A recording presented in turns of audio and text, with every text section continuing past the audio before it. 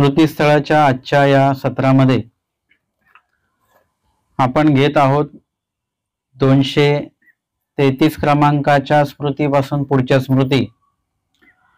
लक्ष्मींदर्भानुवादे अनिष्ट त्यागी स्वल्पाचारे ईश्वरगती मानने. एकुदिसू भटोबास बैसले असती. लक्ष्मींदर्भास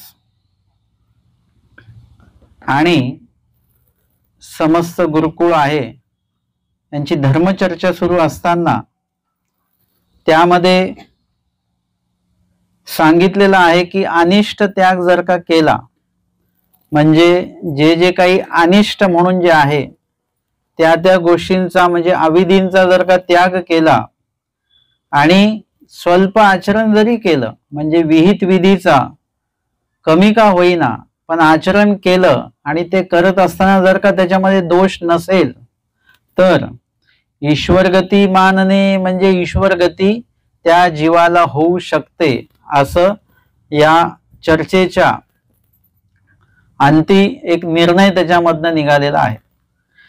एकुदिसू भटोबास बैसले असती. एक दिवस भटोबास बसलेले आहेत. लक्ष्मींदर मुख्य अवघेची महानुभाव घनदाट आस्थानी बैसले असते. आणि लक्ष्मींदरबास आणि मुख्य म्हणजे त्या चर्चेमध्ये जे काही सहभागी होते त्यामध्ये लक्ष्मींदरबास जे आहेत ते मुख्य आहेत, म्हणजे ते चर्चेमध्ये त्या विषयामध्ये जास्त सहभाग आहे त्यांचा. आणि ते मुख्य अवघेची महानुभाव बाकीचे सर्वजणच घनदाट असताना बैसले असती, म्हणजे एकदम दाट सभा बसलेली आहे. धर्मवार्ता त्या ठिकाणी सुरू आहे. तव धर्मवार्ता प्रसंगी लक्ष्मींदरबासी बोलिले.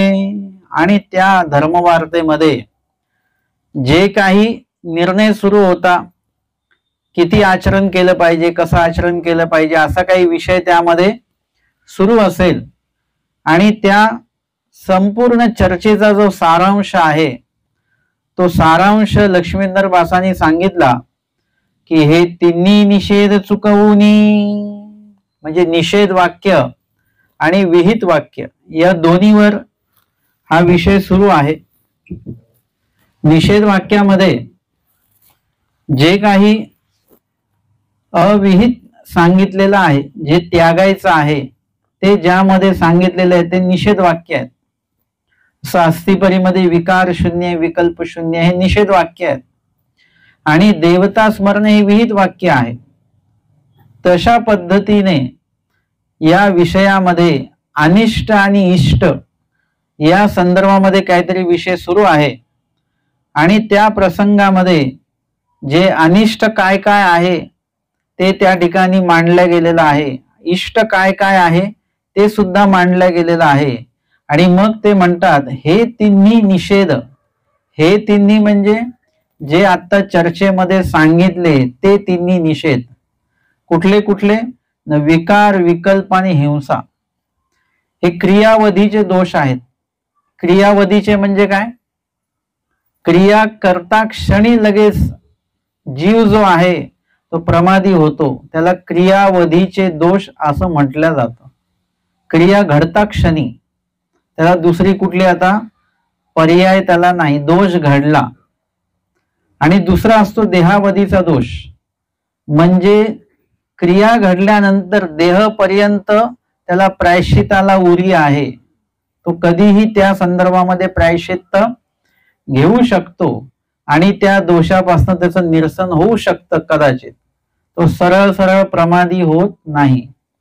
परंतु जर का त्याने मरेपर्यंत त्या दोषाविषयी प्रायश्चित्त नाही घेतलं आणि त्या दोषेशीच न प्रायश्चित्त करता तो जर का सरला तर तो क्रियावधीच्या प्रमादियामध्ये तो त्याची गणना होते, तो त्याच्यामध्ये पडतो. अर्थातच दोष घडला पण त्याच्याविषयी प्रायश्चित्तच नाही केलं तर काय होतं? प्रायश्चित्त केलं तर तो दोष आवरला जातो. ते दोष करण्यामागची जी क्रिया आहे ती काय होते? नियंत्रणामध्ये येते आपल्या, मग तो दोष परत आपल्याकडनं घडत नाही. परंतु या व्यतिरिक्त जर का प्रायश्चित्तच नाही केलं, प्रायश्चित्त कोण नाही करणार? जो अहंकारी आहे, अभिमानिनी आहे आणि मी दोष केलाच नाही अशा प्रकारची ज्याची भूमिका आहे, तो व्यक्ती जो आहे तो प्रायश्चित्त करणार नाही. आणि असं जर का स्वभाव असेल, असं जर का गुण असेल, तर काय होईल, तो दोष त्याला त्या मोठ्या दोषाकडे घेऊन जाईल. परिणामी पुढे त्याच्याकडनं विकार दोष घडेल, विकल्प दोष घडेल किंवा हिंसा दोष पण त्याच्याकडनं घडू शकतो. अविधी अविधी ते प्रसवे असं देवाने सांगितलेलं आहे. छोटा अविधी असेल तो मोठ्या अविधीला जन्म देत असतो, मोठा अविधी त्याही पेक्षा मोठ्या अविधीला जन्म देत असतो. असं नरकामुळे नरक घडत घडत कुठेतरी नित्य नरक, सर्वात मोठा जो नरक आहे ते नित्य नरक आहे. मायेच्या संबंधित जे काही जडत्व सांगितलेलं आहे ते तरी 10 लाख ते 1 कोटी वर्षापर्यंतच आहे, परंतु नित्य नरक जे आहे ते सृष्टीपर्यंत आहे. मध्ये कुठे त्या नित्य नरकीय जीवाला त्याच्यातनं मुक्तता नाही, सृष्टीपर्यंत त्याला त्या दुःखामध्येच राहायचं आहे, त्या दुःखाच्याच भोगामध्ये त्याला राहायचं आहे. आणि अशा पद्धतीने छोटे नरक मोठ्या नरकाला, मोठे नरक त्याही पेक्षा मोठ्या नरकाला असं आधार देत देत आपल्याला नित्य नरकापर्यंत लोटत लोटत नेल्या जातं. आणि म्हणून इथे जे काही दोष सांगितलेले आहेत, क्रियावधीचे आणि देहावधीचे दोष आहेत, त्यामध्ये क्रियावधीच्या दोषांपासून आपण नेहमीच काय राहिलं पाहिजे, अलिप्त राहिलं पाहिजे. क्रियावधीचे दोष म्हणजे विकार, म्हणजे ईश्वरा संबंधित आवडी न बाळगता, ईश्वर परायण असतील, ईश्वर साधन असतील, ईश्वर साधक असतील, यांच्याविषयी आवडी न बाळगता इतर अन्य गोष्टींविषयी, जीव देवता आणि प्रपंच यांच्याविषयी विशेष आवडी बाळगणे याला विकार दोष असं म्हणतात. विकाराची अजूनही व्याख्या केलेली आहे. पदार्थ संबंधी जीव आनसारखा होय आणि उल्लेख उपजे, म्हणजे कुठल्याही पदार्थाचा संपर्क जर का झाला तर आपली मूळ स्थिती बदलते आणि मूळ स्थिती बदलल्यानंतर आपण त्या पहिल्या स्थितीतनं दुसऱ्या स्थितीमध्ये प्रवेश करत असतो. सांगितलं की स्मरण करत आहोत आणि स्मरण करत असताना जर का एखादा आवाज आपल्या कानावर आला तर आपण स्मरणातनं बाहेर पडतो आणि तो आवाज कसला आहे, कुणाचा आहे, काय विकायला आलाय तो, याकडे आपलं लक्ष जातं आणि आपली स्मरणाची मूळ स्थिती भंगून जाते. याला सुद्धा विकार असं म्हटलं जातं. आपल्या जीवनामध्ये जी आवड आहे ती आवड म्हणजे विकार आहे, नावड म्हणजे सुद्धा विकारच आहे. आवडतं आपल्याला आणि नावडतं हे विकाराचंच लक्षण आहे. यामध्ये अधविकार आणि ऊर्ध्व विकार असे 2 भेद केलेले आहेत. परमेश्वराच्या ठाई रममान होणे, ईश्वर विधीच्या ठिकाणी आवडी, याला ऊर्ध्व प्रकारचा विकार असं म्हणतात. आणि त्या व्यतिरिक्त जीव देवता आणि प्रपंच यांच्या ठिकाणी आपली आवड आपण जी लावलेली आहे त्याला अधचालीचा विकार असं म्हटलं जात असतं. असे 2 विकाराचेच 2 प्रकार आपल्याला इथे बघायला मिळालेला आहे. तोच विकार आहे, तीच आवडी आहे, ईश्वराच्या ठिकाणी नेली तर ऊर्ध्व प्रकारचा विकार आणि ईश्वरा व्यतिरिक्त जीव देता प्रपंचाच्या ठिकाणी जर का नेली तर अधचालीचा विकार, असा फरक लगेच पडत असतो. मग इथे सांगितलं की विकार, विकल्प, हिंसा हे तिन्ही निषेध चुकवणे, म्हणजे अधचालीचा विकार जो आहे तो चुकवायचा. आपल्याला अधचालीच्या विकाराकडे यायचं नाही. आपली आवडी जास्तीत जास्त अधिकाधिक प्रमाणामध्ये ईश्वराच्याच ठिकाणी, ईश्वर साधनाच्या ठिकाणी, साधकांच्या ठिकाणी, विहित वचनांच्या ठिकाणीच आपली आवडी जी आहे ती आपण लावली पाहिजे. आणि म्हणून अधचालीचा विकार हा एक निषेध चुकवायचा आहे. विकल्प म्हणजे काय, देवतेला शरण जाणं. विकल्पाचे 2 प्रकार आहेत, एक विचिकिच्छारूप विकल्प आहे आणि एक देवताजनित विकल्प आहे. विचिकिच्छारूप विकल्प म्हणजे कल्पाकल्प करणे किंवा शुभ अशुभ, पवित्र अपवित्र असं मानत राहणे, जातीभेद वर्णभेद आपण करतो की नाही. कुठल्या जातीचे आहेत वगैरे वगैरे, मग तो आपल्यापेक्षा, आपण जर का त्याच्यापेक्षा उच्च जातीचे असू तर लगेच आपण त्याला वेगळ्या दृष्टीने बघायला लागतो. आतापर्यंत दृष्टी आपली बरोबर होती, पण तो खालच्या जातीचा आहे, शूद्र जातीचा म्हटलं की लगेच आपली दृष्टी बदलून जाते. हे काय आहे? हा एक प्रकारचा विकल्पच आहे, विचिकिच्छारूप विकल्प आहे.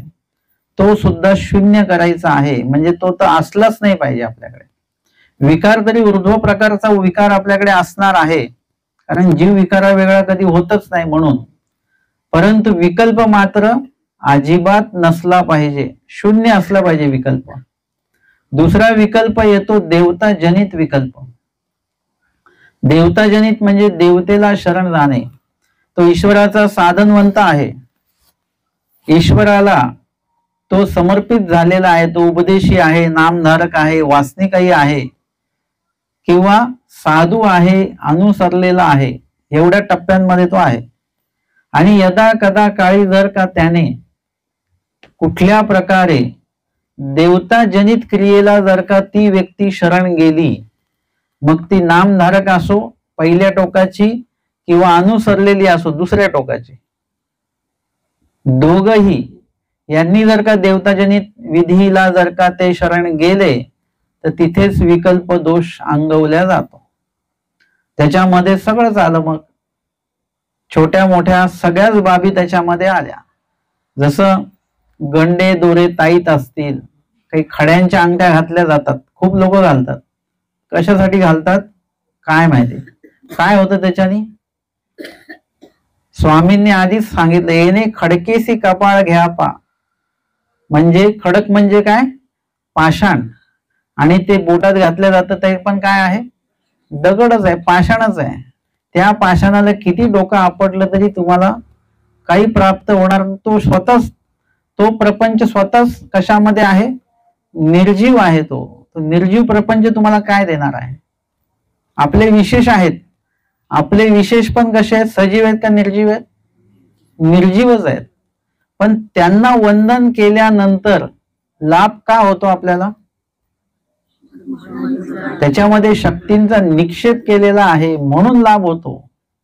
पाषाणाला जे काही पावित्र्य त्याच्यामध्ये आलेलं आहे त्या शक्तींमुळे असेल, आमच्या स्वामींच्या स्पर्शामुळे असेल, ती काहीतरी गोष्ट तिथे आहे म्हणून आपल्याला त्या वंदनाचा लाभ होतो. परमेश्वराची प्रसन्नता त्या ठिकाणी आहे, लीळा त्या ठिकाणी घडलेली आहे. ते वंदन आपण त्या लीळेला आठवून, देवाला आठवून करत असतो म्हणून त्या विशेष वंदनाचा लाभ आहे.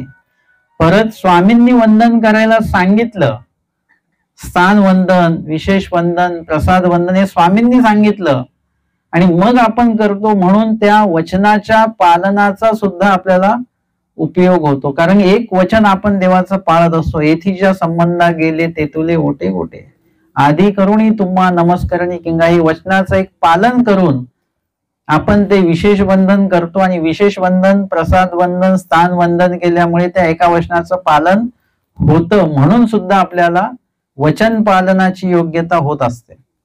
म्हणजे इत्यादी प्रकारे त्या विशेषाचं, प्रसादाचं महत्व आहे, स्थानाचं महत्व आहे. तसं आपण जे काही बोटांमध्ये, अंगठ्यांमध्ये खडे घालतो त्याचं काय महत्व आहे? ईश्वर दृष्टीने काही महत्व आहे का? देवाने विहित केलं का? म्हणजे आपल्याला ही एक गोष्ट पाळायची, जेव्हा तुम्ही ईश्वर धर्मामध्ये येता, इतर अन्य धर्माचा तुम्ही त्याग केला की नाही केला? केला की नाही? केला असेल तर अन्य धर्माच्या संदर्भामध्ये तुम्हाला काहीच स्वीकारायची गरज नाहीये. कुठलेच विधी तुम्हाला करायची आवश्यकता नाही. तुम्ही अन्य राटीतनं आलेला असाल तर तुम्हाला लगेच लक्षात येईल की अन्य राटीत पण आम्ही हा विधी करायचो आणि इकडे सुद्धा आम्ही काही विधी तसेच करत असतो. तर म्हणजे लक्षात घ्यायचं ते तिकडूनच इकडे आलेले विधी आहेत, कोणीतरी सुरू केलेले आहेत ते. आता अशा पद्धतीचे विधी नको आम्हाला. कुठले विधी पाहिजेत? जे आमच्या स्वामींनी विहित करून दिलेले आहेत तेच विधी. किंवा आम्हाला कुठेतरी त्या वचनांमध्ये, स्मृतीस्थळामध्ये जे काही आम्हाला विधी वाक्य प्राप्त होतात, एखादं आचरण आम्हाला बघायला मिळतं, तेच आचरण आम्हाला आमच्या आयुष्यामध्ये उतरवायचं आहे. बाकीचं काहीही तुम्ही जे काही देवताजनित गंडेदोरे ताईत अंगठ्या असतील वगैरे वगैरे काय असेल अजून, त्या काहीही तुम्ही घालायचे नाही. तुम्ही अप्रत्यक्षपणे देवतेंच्याच विधीला शरण चाललेले आहात. तुम्ही सरळ सरळ तर देवता भक्ती करत नाहीत, परंतु अप्रत्यक्षपणे तुमची देवताच भक्ती सुरू आहे. जसं आता आपण विष खातो का? सरळ विष तर खात नाही, पण विष असलेले अनेक पदार्थ आपण खात असतो की नाही. काही काय आता जे नवीन पदार्थ येतात ते चवीला चांगले लागतात, परंतु त्याच्यामध्ये काय आहे, केमिकल आहे, काय काय असेल वगैरे ते आपण खातो. ते काय आहे, एका दृष्टीने ते विषच आहे. म्हणजे असं नाही सरळ सरळ खायचं नाही विष, पण अशा पद्धतीने खायचं. सरळ सरळ देवता भक्ती करायची नाही, परंतु तिकडूनच आलेल्या गोष्टी मात्र आपण इथे स्वीकारायच्या. याला म्हणतात विकल्प. अनेक उपदेशी मंडळी जे आहेत, वासनिक मंडळी म्हणणार नाही, कारण की वासनिक हा व्यक्तीच वेगळा आहे. उपदेशी व्यक्ती जे आहेत ते काही ना काही कुठे ना कुठे अन्य भक्ती करत असतात. सरळ सरळ म्हणा किंवा अप्रत्यक्ष मध्ये म्हणा, कुळदेवतेला कुठेतरी शरण जाणे असेल, काय असेल, हे ते चालू ठेवत राहतात. आता मगाशी कोणीतरी सांगत होतं त्यांचं काही आर्थिक नुकसान झालं. त्यांना लोक म्हणतात तुम्ही कुळदेवतेचं भजन पूजन करत नाही म्हणून तुमचं आर्थिक नुकसान झालं. म्हटलं आता कर्जबाजारी लोकांची यादी काढत, ते काय उपदेशी आहेत का? सगळे कर्जबाजारी सगळ्या स्तरातले लोक आहेत. सगळ्या देशांमध्ये, अख्ख्या जगामध्ये सगळ्या देशांमध्ये कर्जबाजारी लोक आहेत. ते काय उपदेशी आहेत का? ते त्यांच्या कुळदेवतेचं भजन पूजन करत नाहीत का? करतात ते. तरी सुद्धा ते कर्म वेगळं आहे आणि धर्म वेगळा आहे. धर्म धर्माच्या पद्धतीने चालू ठेवा, कर्म कर्माच्या पद्धतीने तुम्हाला भेटत राहील आधे मध्ये. म्हणून धर्म आणि कर्माची अशी एकदम जोड करू नका. आणि हे कर्म आपण जोडलेले आहेत, ते कर्म आपल्याला भेटत राहतात. आता हे कर्म भोगत असताना आपल्याला धर्म जोडायचा आहे. आतापर्यंत कर्म जोडलेले आहेत, ते कर्म भोगायला मिळतात, पण त्या भोगामध्ये सुद्धा आपण खचून न जाता आपण आता काय करायचं आहे, धर्म जोडायच्या मागे लागायचं आहे. जसं आतापर्यंत आपण काय केलं, काही ना काही हे खा ते खा ते खा, त्याच्यामुळे आता आजारपण ते उद्भवलं. मग आता तुम्ही काय करताय, आता पौष्टिक पदार्थ खाताय, भाकरीच खायची, हेच खायचं तेच खायचं, आमकं खायचं नाही तमकं खायचं नाही. म्हणजे आता तुम्ही चांगलं जोडायच्या मागे लागलेले आहेत. शरीराला नुकसान होईल असं खायचं नाही. तसंच तुमच्या जीव स्वरूपाला बाधक असलेले कर्म आतापर्यंत जोडले, तेच आपण भोगतो आहोत.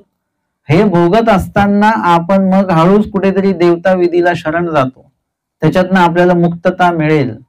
परंतु जे देवता भक्ती करतात ते याच्यातनं मुक्त झालेले आहेत का ते पहिले बघा. ज्यांनी अशा प्रकारे विधी केलेले आहेत ते यातनं मुक्त झालेले आहेत का दुःखातनं, ते पण बघा. ते जर का मुक्त झाले नाही तर आपणही मुक्त होणार नाही. मग मुक्त कोण होणार, ते दास्य मोचक, म्हणजे परमेश्वराचं जे काही दास्य सांगितलेलं आहे ते दास्य जो व्यक्ती करेल तोच व्यक्ती या दुःखातनं मुक्त होईल. जर का हे एवढं जरी आपल्याला कळालं तरी विकल्प दोषाकडे आपण कधीच जाणार नाही. म्हणजे आपल्याला विकल्प दोष त्यापासून होणारे नुकसान आपल्याला यातनं लक्षात आले. लक्ष्मींदर भास काय म्हणतात, विकार, विकल्प आणि हिंसा हे तिन्ही निषेध चुकवूनी, हे तीन निषेध आहेत मुख्यत्वे. क्रियावधीच्या प्रमादामध्ये हे तीन दोष मुख्य मानल्या गेलेले आहेत, विकार, विकल्प आणि हिंसा. आता हिंसेमध्ये काय आहे की सर्वच आलं.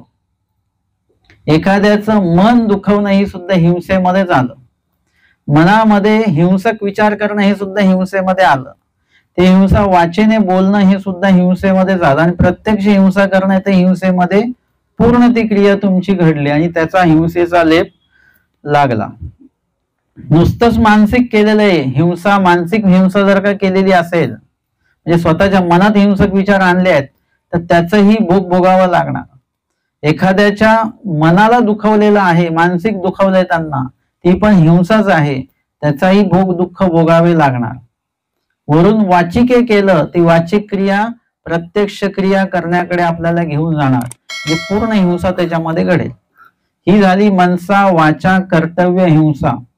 मग याच्यामध्ये सूक्ष्म जंतूंची हिंसा आहे, त्याच्यापेक्षा अजून मोठे जंतू जे दृश्य जंतू आहेत. सूक्ष्म जंतू म्हणजे जे आपल्याला दिसत नाहीत. दिसतात का काही? खूप वेळा तुम्ही जे काही खाता वगैरे त्याच्यावर जंतू असतात बरं का, परंतु ते काही दिसत नाही आपल्याला आणि आपण ते खातो. त्याला म्हणतात सूक्ष्म जंतू. आपण जे खाद्य खातो त्याच्यामध्ये इतके सूक्ष्म जंतू असतात की ते आपल्या डोळ्याने दिसत नाही. आता ते प्रत्येक जर का पदार्थ खाताना सूक्ष्मदर्शनी जर का बघितला, तुम्ही एकही पदार्थ खाऊ शकणार नाही. दह्यामध्ये असतं का सूक्ष्म जंतू? इडलीचं पीठ असेल वगैरे वगैरे, जे काही आंबवल्या जातं ते त्यामध्ये तो बॅक्टेरिया तयार झाल्याशिवाय तो पदार्थच तयार होत नाही. म्हणजे ते तसं आहे. आमच्याकडे म्हणतात मोड आलेलं खाऊ नये, पण दही मात्र खावं. दही काय आणि मोड आलेलं काय सारखंच आहे. आता या ठिकाणी इथून सुरुवात होते हिंसेची. सूक्ष्म जंतू, या सूक्ष्म जंतूंपासून सुरुवात होते, जे दृश्य जंतूंपर्यंत येतो आपण. म्हणजे दिसणारे जंतू आहेत, दिसतात ना आपल्याला काही, ते सुद्धा आहेत त्याच्यामध्ये. मग त्यांची हिंसा होते. आता त्याही पेक्षा मोठे आहेत, म्हणजे मुंगी आहे, मुंगळा आहे, अजून मोठे मोठे जे काय असतील, ज्याच्यासाठी तुम्ही पेस्ट कंट्रोल करता ना घरी, ते सगळे त्याच्यामध्ये आहेत. ते कुणी विचारलं बाबा पेस्ट कंट्रोल केलं तर चालेल का? म्हटलं मला विचारून नका करू. म्हणजे दोन्हीकडनं मीच अडचणीत येतो का?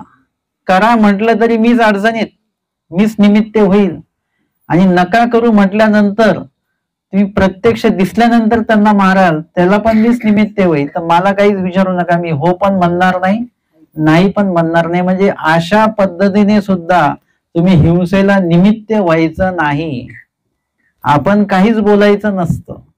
तुम्ही तुमच्या ज्ञानाने तुम्ही तुमचा विचार करा. तुम्ही जर का प्रश्न करताय म्हणजे तुम्हाला त्याचं उत्तर माहिती आहे. फक्त तुम्ही काय करणार आहात? बाबांच्या डोक्यावर ते खापर फोडणार आहात. त्यांनी सांगितलं म्हणून आम्ही केलं. परंतु अशा प्रकारे आपण त्याला हो म्हणायचं की नाही म्हणायचं, इथे सुद्धा हिंसेला आपण निमित्त ठरायचं नाही.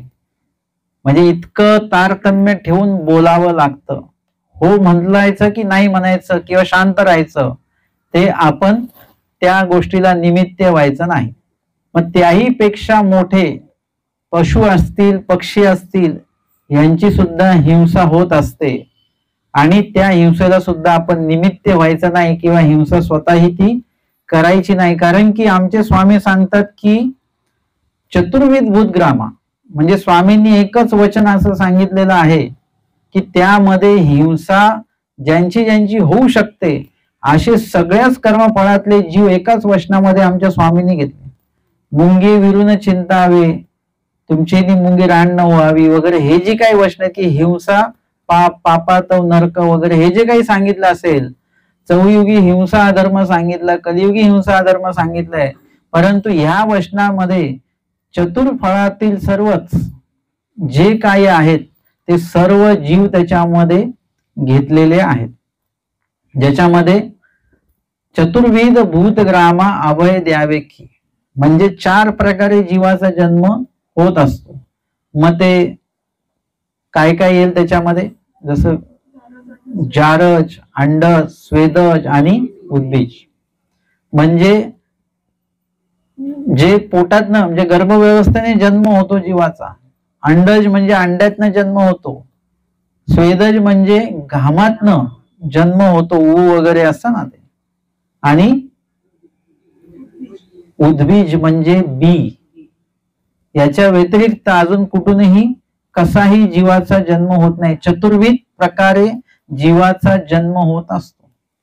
मग या सर्वांचा, या प्रकारे जन्मणाऱ्या सर्वच जीवांचा इथून तिथून आपण हिंसा त्यांची करायची नाही, असं आमच्या स्वामींचं सांगणं आहे आम्हाला. आता यामध्ये पण इथे सांगितलं की विकार शून्य, विकल्प शून्य, पण हिंसा शून्य सांगितलं का? का बरं नाही सांगितलं? कारण की तिथे सांगितलं पक्षामध्ये हिंसा का नाही सांगितलं, ती दरा दरकुटाही न चुके. तुम्ही कुठेही जा, जगाच्या कुठल्याही कानाकोपऱ्यात जा, तिथे हिंसाही होणारच. तुम्ही म्हणे आता चंद्राचा शोध लागला, तिकडे जाऊ आम्ही, तिकडे जंतू नसतील तर तिकडेही जंतू आहेत, तिथेही काही ना काही असणार, तिथेही हिंसा होणार. हिंसा ही कुठेही चुकत नाही, म्हणून हिंसा शून्य असं काही देवाने सांगितलं नाही, की कमी अधिक प्रमाणामध्ये हिंसा होत राहते. तुम्ही म्हणाल की आम्ही महानुभाव निर्हिंसक आहोत. मी थोडं चिंतन केलं याच्यावर आणि सुधारित केलं की आम्ही निर्हिंसक नाही, आम्ही कमी हिंसक आहोत. म्हणजे आम्ही कमीत कमी हिंसा करतो, आम्ही काही प्रेत जाळत नाही वगैरे वगैरे, झाड तोडत नाही आम्ही, म्हणजे अशा प्रकारे. परंतु त्या झाडाची पानं तोडतो. माणूस मेल्यानंतर जाळत नाही, पण तो जिवंत असेपर्यंत त्याला जाळत राहतो आम्ही. अशा प्रकारच्या हिंसा आम्ही करत राहतो. म्हणजे आम्ही कमी हिंसक आहोत. निर्हिंसक या जगाच्या पातळीवर कुणीही नाही. आणि म्हणून या ठिकाणी हिंसा शून्य असं देवांनी सांगितलेलं नाही. म्हणजे देवाने, स्वामींनी वचन निरूपण करताना किती बारीक सारीक गोष्टींचा विचार करून ते निरूपण केलेलं आहे, ते वचन सांगितलेलं आहे. आणि म्हणून या ठिकाणी विकार विकल्पने हिंसा. आता हिंसा चुकवायची म्हणजे काय? हिंसा चुकवायची म्हणजे जे पंच ज्ञान इंद्रिय असलेले जे काही प्राणी आहेत. पंच ज्ञान इंद्रिय म्हणजे कुठले? 15व्या अध्यायात आले ना, श्रोत्रम, चक्षु, स्पर्श, रसना आणि घ्राण. हे जे काही पंच इंद्रिय आणि त्या संबंधित ते त्याचे ज्ञान इंद्रिय आहेत, तर त्या पंच ज्ञान इंद्रिय ज्या ज्या जीवांकडे आहेत. आता मनुष्य जो आहे त्याच्याकडे पंच ज्ञान इंद्रिय म्हणजे त्याच्याकडे 10 इंद्रिय आहेत मनुष्याकडे. आणि इतर जीवांपेक्षा मनुष्य जो आहे तो अधिक प्रगल्भ आहे, अधिक प्रगत आहे इतर प्राण्यांपेक्षा. माकड जरी माणसासारखा दिसत असला तरी माकडात आणि माणसामध्ये अजून फरक आहे. माकडाला कर्म निष्पत्ती नाही, माणसाला कर्म निष्पत्ती आहे. म्हणजे ही विशेषता. सर्व कर्मफळ आहेत. एकूण किती कर्मफळ आहेत म्हटलं ते? 84 लाख कर्मफळ आहेत असं म्हटलं जातं. 84 लाख नरक झाल्यानंतर एकदा मनुष्य देह मिळतो असंही म्हटलं कोणीतरी, चुकीचं. असं नाहीये. 84 लाख कर्मफळ एकूण असतील आणि मनुष्य देह अनेक वेळा त्याच्यामध्ये मिळतो. एकदा मिळत नाही, अनेक वेळा मिळू शकतो. तर अशा प्रकारे इथे हे कर्मफळ पण आपण लक्षात घेतलेली आहेत. आणि या सर्व कर्मफळांमध्ये जे जे काही जीव असतील त्याच्यामध्ये मनुष्य देह जो आहे हा सगळ्यात मध्ये एक वेगळा आहे. आणि म्हणून अन्नदान उत्तम का सांगितलं? कारण की अन्नदानाने मनुष्य देहाची निष्पत्ती होते, म्हणून अन्नदान उत्तम आहे. वाचून आपण अन्नदानच करत बसावं असं त्याचा अर्थ नाहीये. उत्तम अशा प्रकारच्या कर्मफळ जे आहे मनुष्य देह, ते त्याच्यातनं निष्पत्ती त्या अन्नदानातनं होते, भोजनातनं होते, म्हणून अन्नदान उत्तम आहे. स्वामींना विचारलं अन्नदान उत्तम का? ना ते मनुष्यत्वात साधी, म्हणून अन्नदान उत्तम सांगितलं. मग अशा प्रकारे मनुष्य देहाखालू ते जे काही कर्मफळ आहेत, जे काही जीव आहेत. झाड बघितलं तर झाडाकडे काही सगळेच कर्म ज्ञान इंद्रिय नाहीयेत, कर्म इंद्रिय नाहीयेत. म्हणजे तो काही बाबतीमध्ये तो अधुरा आहे. त्याच्यामध्ये काही आपण पक्षी पशु बघितले तर त्यांच्याकडे पूर्ण ते ज्ञान इंद्रिय कर्म इंद्रिय त्यांच्याकडे नसतील देखील.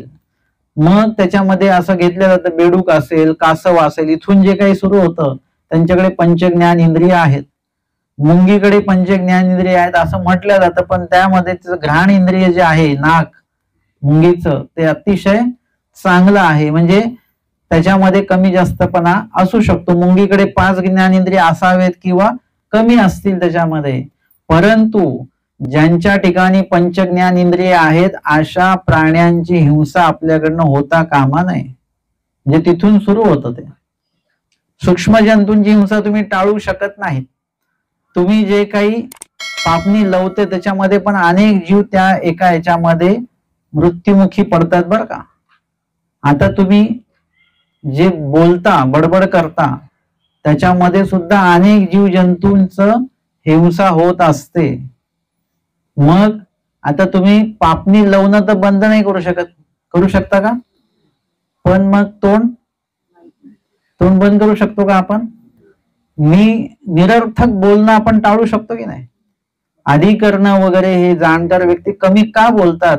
कारण की त्यांना माहिती, जास्त बोललो अधिक प्रमाणामध्ये हिंसा, म्हणजे नुसतं बोलल्यामुळे, तोंड हलवल्यामुळे जी हिंसा होते ती तर होणारच, परंतु ते बोलताना अपशब्द काही बोलले गेलो, दुखवतील व्यक्ती असे काही बोलले गेलो, ती एक मानसिक हिंसा अजून एक वेगळी असेल. म्हणून सांगितलं की हे तिन्ही दोष जे आहेत हे तिन्ही निषेध आहेत. देवाने सांगितले विकार, विकल्प आणि हिंसा हे नाहीच केलं पाहिजे जीवाने, यथीच्या जीवाने ते टाळलंच पाहिजे.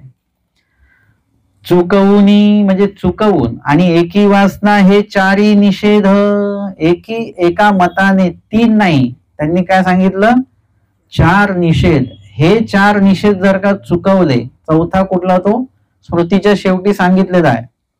हे 4ही निषेध ज्या न घडे ती, ज्याच्याकडनं ते घडले नाहीत, म्हणजे उपदेश घेतल्यानंतर, वासनिक झाल्यानंतर कमीत कमी एवढ्या 3 गोष्टींवर तरी तुमचं नियंत्रण असलं पाहिजे.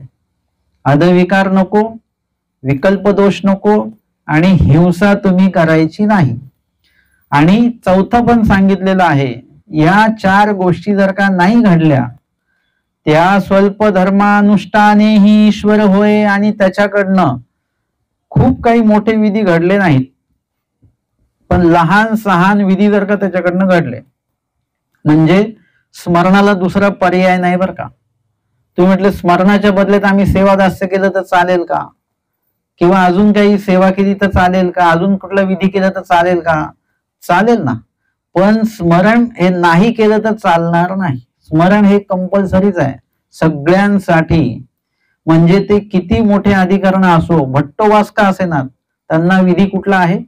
स्मरण विधी आहेत, आणि ते करत आहेत भट्टोवास, कोणालाही ते सुटलं नाही. आपण परमेश्वराचं स्मरण करायचं, परमेश्वर आपलं चिंतन करतात. हे सकळ जीवा ते चिंती, म्हणजे परमेश्वर सुद्धा त्या त्या जीवाचं चिंतन करत असतात. दृष्टांत कुठला येईल याच्यामध्ये? परमेश्वर जीवाचं चिंतन. भिंगुरुटीच्या दृष्टांतात जीव परमेश्वराचं चिंतन करतात. आता याच्यामध्ये कासवीचा दृष्टांत एक येऊ शकतो, म्हणजे भिंगरुटीच्या दृष्टांताप्रमाणे जीवाने जर का परमेश्वराचं चिंतन केलं तर कासवीचे जे दृष्टांत आहे, परमेश्वर सुद्धा त्या जीवांचं, जे ती कासवी काय करते, त्या पिल्लांचं, पैल थडीला जे पिल्ल आहेत तिचे, त्यांचं चिंतन ती करत असते, आणि तयात जे काही अमृत कळा असे ते संचरते, आणि तयातव ते जी येते. तसं परमेश्वर सुद्धा त्या जीवाचं चिंतन करत असतात. म्हणजे आपल्याला काय करायचं आहे? ईश्वराच्या चिंतनाचा भाग आपल्याला तो कायमस्वरूपी ठेवता आला पाहिजे. आणि स्मरणाच्या संदर्भामध्ये, म्हणजे अस्थिपरीमध्ये जे स्मरण सांगितलं ते कुठपर्यंत सांगितलं? जो जन्मक्षेपी, मरेपर्यंत सांगितलं. का बरं स्मरण मरेपर्यंत सांगितलं? बाकीचे विधी देवाने का त्या वचनात सांगितले नाही, आणि ते मरेपर्यंत करा असं का नाही सांगितलं? कारण की प्रत्येक विधी तुम्ही तुमच्या देहाच्या शेवटपर्यंत करू नाही शकत. आटन विधी आहे, एका विशिष्ट वेळात तो जीव जर का अशक्त झाला अधिक प्रमाणामध्ये, मग त्यांचं आटन होणार नाही, आटन थांबून जाईल. कदाचित अजूनही चालताच येत नसेल अजिबात, तर भिक्षाविधी थांबून जाईल त्यांचा. भोजन सुद्धा काय होईल? कमी होईल, कारण की परिच्छेद आहे आणि मात्रा चर्या सुरू आहे. भोजन ही कमी कमी कमी कमी होत जाईल. आटन, विजन, भिक्षा, भोजन आणि विजनामध्ये सुद्धा खूप जर का अशक्तपणा आला तर खूप काही शास्त्र आठवल्या जाणार नाही, त्याच्यामध्ये चर्चेमध्ये सहभाग घेता येणार नाही. परंतु स्मरण मात्र तुमचं, तुम्ही कुठल्याही अवस्थेमध्ये जरी असलात, एकदम थकलेले आहात, चालता फिरता काही येत नाही, नाम उच्चारण करण्याची सुद्धा ताकद नाहीये, परंतु मनामध्ये स्मरण चालतं की? स्मरण हे मरेपर्यंत चालू राहतं. सगळे विधी तुमचे नित्य निमित्त विधी सगळे थांबू शकतील, परंतु तुमचा नामस्मरण विधी तुमचा शेवटपर्यंत चालू राहू शकतो. म्हणून जो जन्मक्षेपी, अर्थातच सर्व विधी 11 विधी जे सांगितलेले आहेत ते मरेपर्यंतच करायचे आहेत, पण ते काही वेळेला काही परिस्थिती अनुरूप आपल्या प्रकृतीच्या अनुरूप त्या गोष्टी थांबू शकतात, परंतु नामस्मरण मात्र काही थांबणार नाही. ते काय म्हणतात, मज श्री चक्रधरा वांचूनी काही न रुचे. म्हणजे देवाच्या नामाच्या स्मरणाचं जे काही स्मरणाचा जो काही विधी आहे तो कोणाचा सुरू आहे? कोण म्हटलं असं? शांताबाईचा म्हटलं. शांताबाईसांचा तो विधी शेवटपर्यंत सुरू आहे. आणि श्री चक्रधरा वाचून काही न रुचे म्हणजे देवाच्या नामाचा स्मरणाचा आनंद ते घेत आहेत. इतर त्यांना पदार्थाचा रस, पदार्थाची आवडी गोडी आता काही शिल्लक राहिलेली नाही.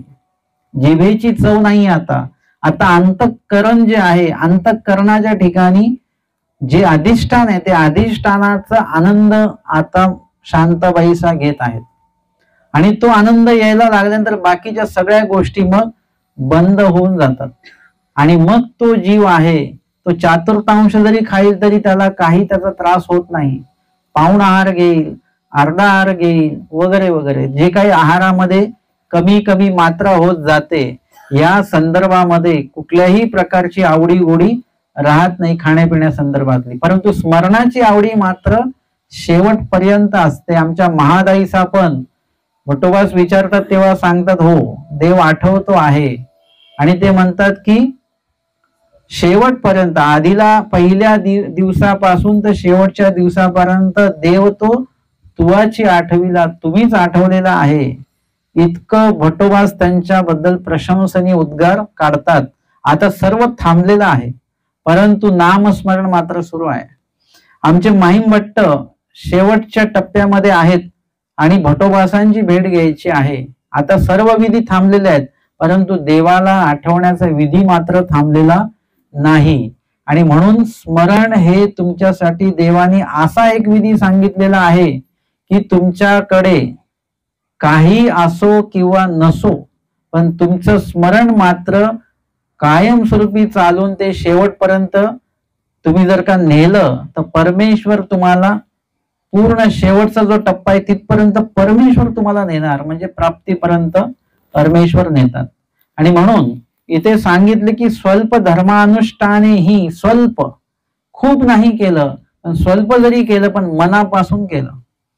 आपण स्मरण खूप करतो परंतु ते मनापासून केल्या जात नाही. त्याचं जे काही, जसं ते असतं ना, कोणी म्हणतं की मी भरपूर जेवतो पण काय माझे वजनच वाढत नाही. जे वजन ज्यांचं कमी त्यांची समस्या ही आहे. आणि ज्यांचं वजन जास्त ते म्हणतात आम्ही किती कमी खातो तरी वजन कमीच होत नाही, ह्यांची समस्या ही आहे. सगळे समस्यावाले लोक आहेत. परंतु या ठिकाणी सांगितलं की स्वल्प धर्मानुष्ठाने ही, म्हणजे जरी तुमच्याकडनं बहुत विधी होत नाही आणि बहुत विधी होतो पण त्याच्यामध्ये गुणवत्ता जर का नसेल तर तो बहुत विधी काहीच उपयोगाचा नाही. परंतु त्याच्यामध्ये तुमची गुणवत्ता होत असेल, तुमच्यामध्ये बदल होत असेल तर ते स्वल्प आचरण सुद्धा अतिशय महत्वाचं असं आहे. शांताबाईसांनी खूप काही दिवस आचरण केलं असं नाहीये, वर्षानुवर्षे आचरण केलं अशातला काही भाग नाहीये. त्यांनी कमी कालावधीच आचरण केलं पण गुणवत्ता त्यांच्या आचरणामध्ये एवढी होती की कमी कालावधीमध्ये योग्य ते आणि योग्य प्रमाणात त्यांनी आचरण केलं. जेवढं देवाने सांगितलं तेवढंच्या तेवढं आचरण केलं त्यांनी. आणि म्हणून त्यांच्या त्या आचाराला गुणवत्ता निर्माण झाली आणि लगेच स्वामींच्या प्रशंसनीय उद्गाराला ते पात्र ठरलंय. आता आपण भरपूर स्मरण केलं परंतु भरपूर करण्याला काही अर्थ नाहीये. जेवणाच्या बाबतीत पण थोडंच खा पण चांगलं खा. काही लोक भरपूर खातात परंतु ते चांगलं खात नाही, पौष्टिक खात नाही, तर ते त्यांच्या शरीराला अपायकारक ठरतं. तसं विधी भरपूर ओढून ताणून वगैरे असे केले, त्या विधीमध्ये विधी करताना तुम्हाला समाधान नसेल, नुसती धावपळ असेल विचारांची मनाची, तर ती विधी करण्यात काही अर्थ नाही. विधी थोडासाच करा, स्मरण थोडंसंच करा सुरुवातीला, परंतु त्याचा आनंद घ्या, त्याची गोडी घ्या. असं जर का तुम्हाला झालं ना तर हळूहळू तो स्मरणाचा कालावधी तुमचा आपोआप वाढेल. तुम्हाला जास्तीत जास्त आनंद घेण्याचा म्हणजे जो काही अपेक्षा आहे तुमच्या त्या वाढतील आणि त्या अनुषंगाने तुम्ही ते स्मरण चांगल्या चांगल्या पद्धतीने अजून करा. स्वल्प अनुष्ठान, स्वल्प धर्म अनुष्ठान म्हणजे धर्माचं अनुष्ठान करायचं आहे. स्वल्प जरी असेल तरी त्यामध्ये धर्म असला पाहिजे, हे सगळ्यात पहिले लक्षात घ्या. अधर्म नसला पाहिजे. धर्म म्हणजे जो देवाने विहित केलेला आहे.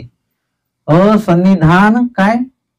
असन्निधान विधी धर्म सांगितला. असन्निधान धर्म जिज्ञासागा म्हणजे तो धर्माची व्याख्या काय आहे?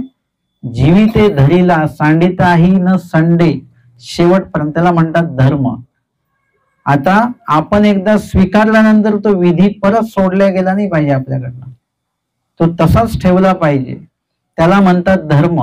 आता तुम्ही जे धर्म म्हणून जे स्वीकारलं ते स्वल्प धर्म, तुमच्याकडे स्वल्प प्रमाणात जरी धर्म असेल, तुम्ही म्हणाल आमच्याकडे ज्ञान नाही.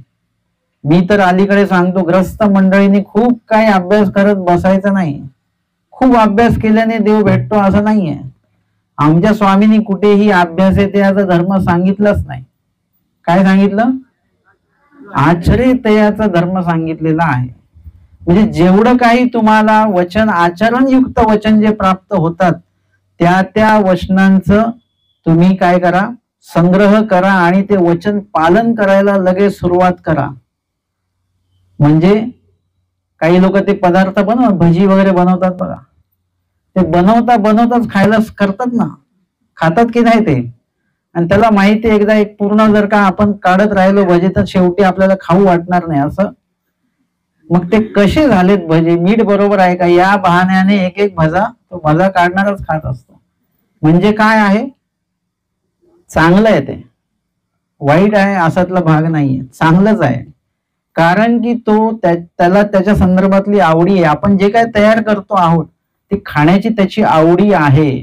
आपण त्याला दोष दृष्टीने बघू नका, आता गुणदृष्टीने बघा. तसं जे जे तुम्ही धर्म काढत आहात, शास्त्र काढत आहात, ते शास्त्र आचरण्याची तुमच्यामध्ये काय असली पाहिजे? ती भूक असली पाहिजे, ती आवड असली पाहिजे की आचरण बघूया आपण. आमच्या महादाईचा आल्या स्वामींच्या भेटीला. कुठे पहिली भेट? सिन्नरला झाली.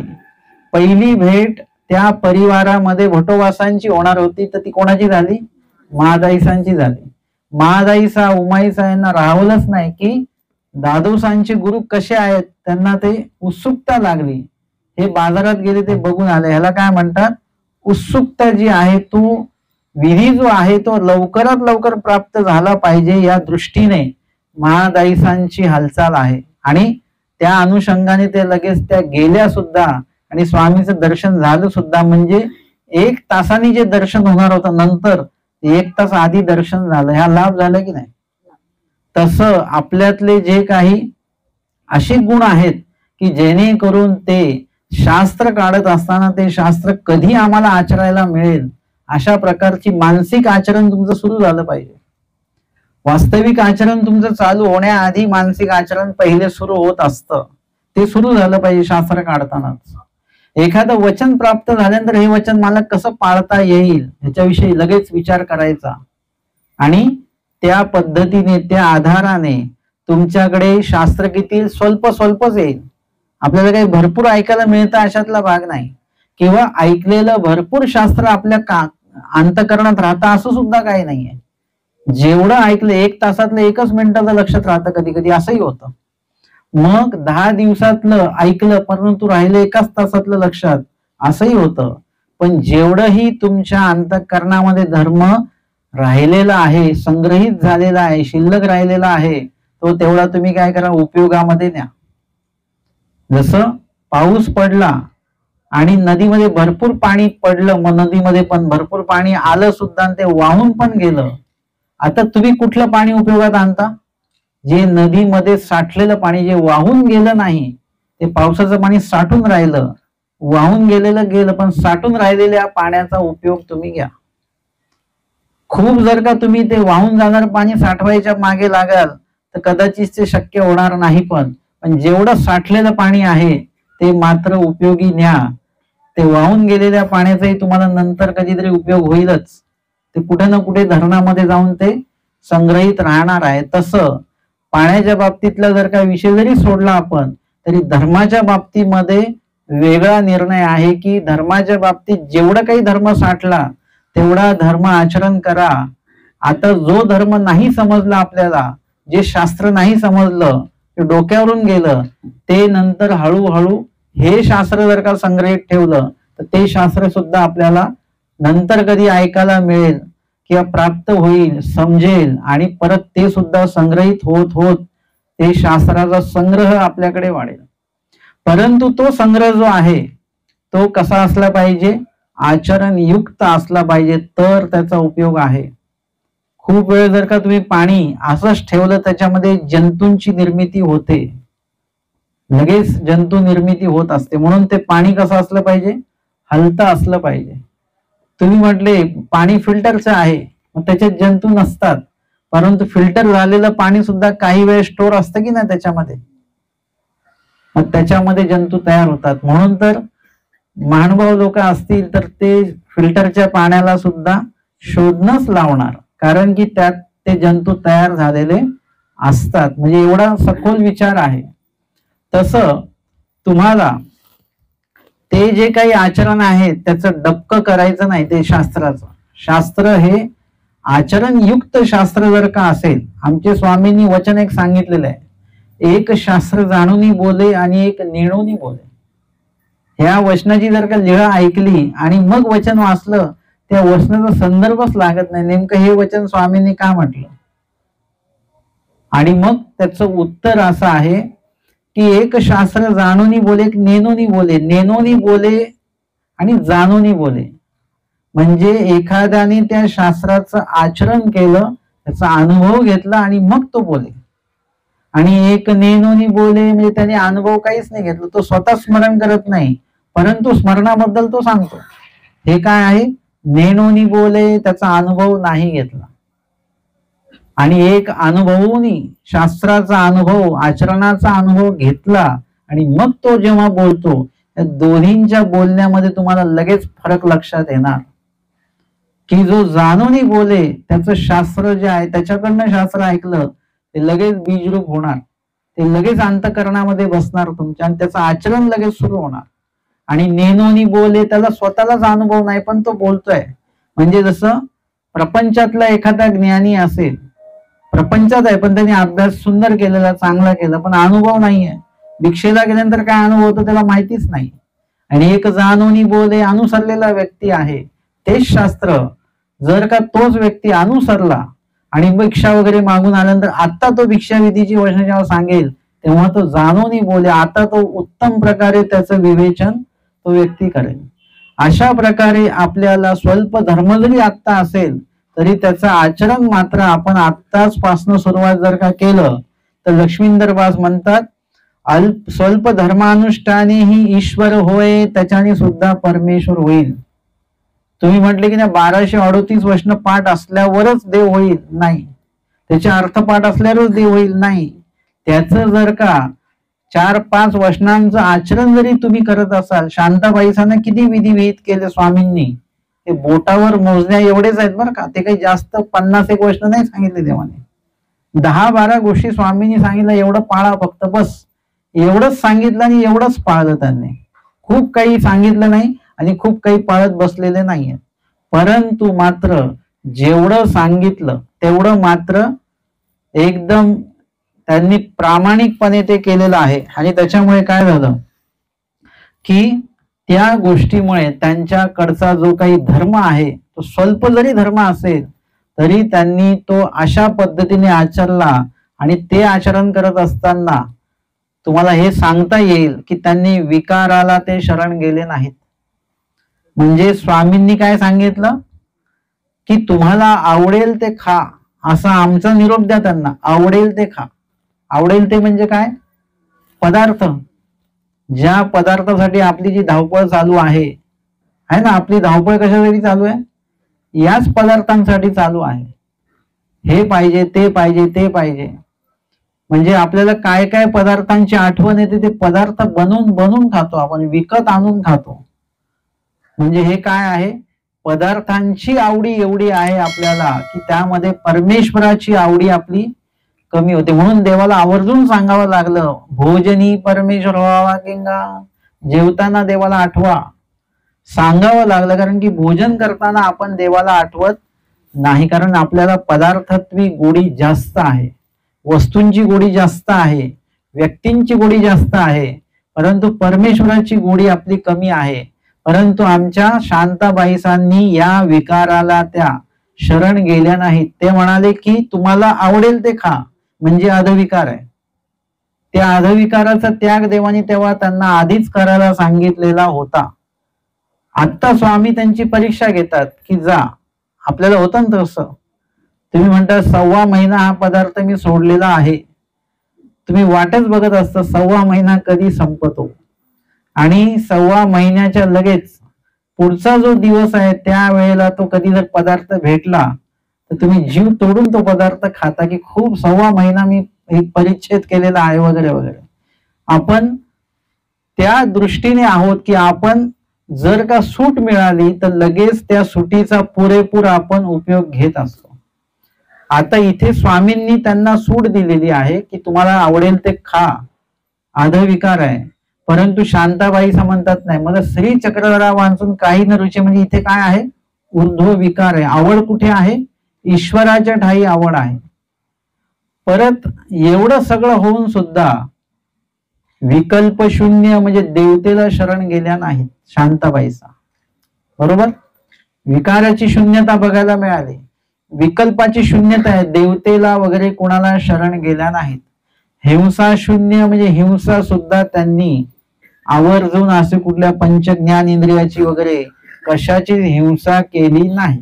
जे स्वाभाविकपणे सूक्ष्म जंतूंची हिंसा आहे ती आहे, परंतु त्यामध्येही सुद्धा हिंसा शून्य का म्हटलं मी शांताबाईसांबद्दल, कारण की तयाचे उठणे बैसणे तुले ही वाया न वचे शांताबाईसा असं एक व्यक्तिमत्व आहे की एकदा देवाने जे सांगितलं ते मनापासनं ते पालन करायचं.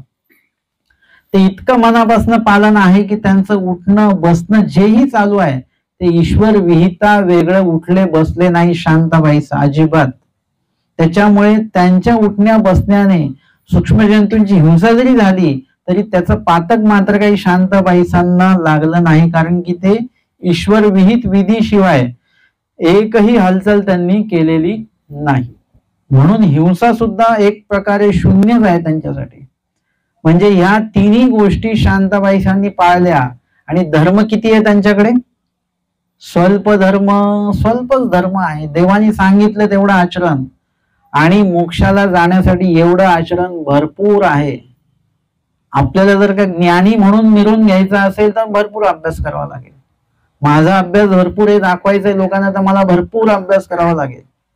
परंतु मला जर का देव प्राप्त करायचं असेल तर मला अभ्यासात वेळ घालवायचं नाहीये, हे लक्षात घ्या का. एक मी तुम्हाला काहीतरी वेगळंच सांगतोय आज. तुम्हाला देव जर का पाहिजे तर अभ्यासात जास्त वेळ घालवू नका. काही लोकांचा अभ्यासात इतका वेळ झाला की देव आठवायला वेळच नाही. ते म्हणजे आम्ही दिवसभर अभ्यास करतो, मग स्मरणाला उठता का नाही, स्मरणाला उठणं नाही होत, मग देव कसा मिळेल. अभ्यासाने देव मिळत नाही, आचरणाने देव मिळतो. म्हणून अभ्यासही तेवढाच करा ज्याच्यामुळे तुमचं आचरण घडणार आहे, ज्याच्यामुळे त्या आचरणामुळे देव मिळणार आहे. एवढा अभ्यास मात्र कराच, आणि तेवढाच अभ्यास करा वासनिक वर्गांसाठी बरं काय. म्हणजे त्यांचा निम्मा वेळ प्रपंचात चालला, प्रपंचातल्या कामात चालला, जबाबदारीत चालला, आजारपणात चालला. आता अजून जो शिल्लक वेळ तो अभ्यासात चालला. आता आचरणासाठी वेळ कुठे आहे. तुम्ही जे जे वचन आतापर्यंत अभ्यासले त्याचं आचरण केलंय का, तुम्ही आचरण करताय का, करण्याचा विचार आहे का. जर का तसं काही नसेल तर नुसताच अभ्यास करून काय होणार नाही. म्हणून अभ्यासही करा, परंतु त्याच्यासोबत ते वचन पालनाचा प्रयत्न, त्याचा विचार, त्याचं काहीतरी नियोजन करा की हे वचन मला पाळायचं आहे. अशा प्रकारे तुमच्याकडे स्वल्प धर्म जरी असेल, स्वल्प ज्ञान जरी असेल, परंतु आचरण जर का केलं, आणि सर्वात महत्वाचं लक्ष्मींदर बासांनी सांगितलेलं विकार, विकल्प आणि हिंसा हे 3 निषेध जर का चुकवले तर येणे ही ईश्वर होय, त्याच्याने सुद्धा ईश्वराची प्राप्ती होते बर का. तुमच्याकडे विशेष खूप असले पाहिजेत असं नाही. आजकाल ग्रस्त लोक मागे लागलेत, आमच्याकडे पेटी नाही, आमच्याकडे पेटी नाही. मग ते कुठून तरी पेटी त्यांना मिळते. आता त्याच्याने देव होणार आहे का तुम्हाला? खूप विशेष वंदन केल्याने देव होतो का? नाही. जे आटन विजन करतात त्यांच्याकडे एकच विशेष असतो. मग एक विशेष असला ना तुमच्याकडे तरी सुद्धा देव होणार. देव आठवण्यासाठी तो एक विशेष सुद्धा खूप महत्वाचा आहे तुमच्यासाठी. एक प्रसाद जरी वंदन केलं तरी तोही खूप महत्वाचा आहे. म्हणजे स्वल्प धर्मामध्ये सगळं येतं. म्हणजे साधनही तुमच्याकडे जर का स्वल्प असेल, कमी असेल, तुमच्याकडे विशेष सुद्धा एकच असावा. प्रसाद जरी तुमच्याकडे नसेल पण प्रसादाच्या संदर्भातलं वियोग दुःख तर तुमच्याकडे येऊ शकतं की नाही. म्हणजे त्यामध्ये तुम्हाला त्यामधनं सुद्धा तुम्हाला ईश्वर प्राप्तता होऊ शकते, ईश्वराची आठवणाची प्राप्तता होऊ शकते. अप्राप्ती सांगितलेली आहे देवाने. का सांगितली? यासाठीच सांगितलेली आहे. तुमच्याकडे ती गोष्ट जरी नसेल, तो विशेष जरी नसेल, तो प्रसाद जरी नसेल, प्रसाद तुल्य स्थान वंदन करायला जरी भेटत नसेल तुम्हाला, तरी सुद्धा अप्राप्ती नावाची गोष्ट तुम्हाला स्वामींनी विहित केलेली आहे. स्थान, प्रसाद, वासनिक, भिक्षुक, शास्त्र, ईश्वर आणि प्रेम अशा 7 पदार्थांची अप्राप्ती जर का तुम्ही भावली, त्या माध्यमातून सुद्धा तुम्हाला देवापर्यंत पोहोचता येतं. आणि ती अप्राप्ती जर का उत्तम पद्धतीची असेल तर देवच तुमच्यापर्यंत पोहोचू शकतात. येणे ही ईश्वर होय. ऐसे लक्ष्मींदर बासी बोलिले, असं लक्ष्मींदर बासांनी त्या निरूपण प्रसंगी, त्या चर्चा प्रसंगी ते बोललेलं आहे. ते भटोबासी मानिले, आणि त्यांनी ते मांडलं. म्हणजे भट्टोबासांच्या समोर त्यांनी ते मांडलेलं आहे की भटो हे बरोबर आहे का? 3 दोष जर का हे चुकवले आणि स्वल्प आचरण जरी आपण केलं तर त्यानेही ईश्वर होईल असं मला वाटतं. बरोबर आहे का? ते भटोबासी मानिले, त्यांनी मांडिले आणि भटोबासांनी मानिले, मान्य केलं, बरोबर आहे. शोधू, आणि एक सांगतात 4था निषेध तो देवतेचा क्षेदू. 4था पण सांगितलेला आहे की हे 4ही निषेध, आपण 3 निषेध पण बघितले आणि 4ही निषेध पण त्याच्यामध्ये पुढे वासनाबेलाने आलेला आहे. तो म्हणजे कुठला? देवतेचा क्षेदू, म्हणजे देवतेचा क्षोभ वगैरे जो काय असेल तो नसला पाहिजे, की जेणेकरून कुठल्याही प्रकारचा घातपात काही होणार नाही. देवतेचा जर का क्षोभ असेल तर आपला घातपात होऊ शकतो.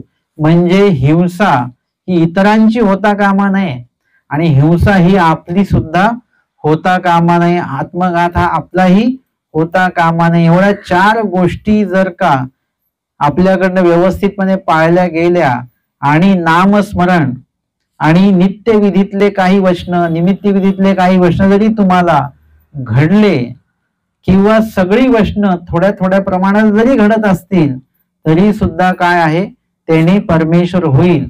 अशा प्रकारचं विवेचन या ठिकाणी या धर्मवार्ता प्रसंगी संपन्न झालेलं आहे. आणि आजच्या सत्रामध्ये आपण स्मृतीस्थळातील 233 क्रमांकाची स्मृती जी आहे त्यावर श्रवण आणि चिंतन केलेलं आहे. दंडवत हो.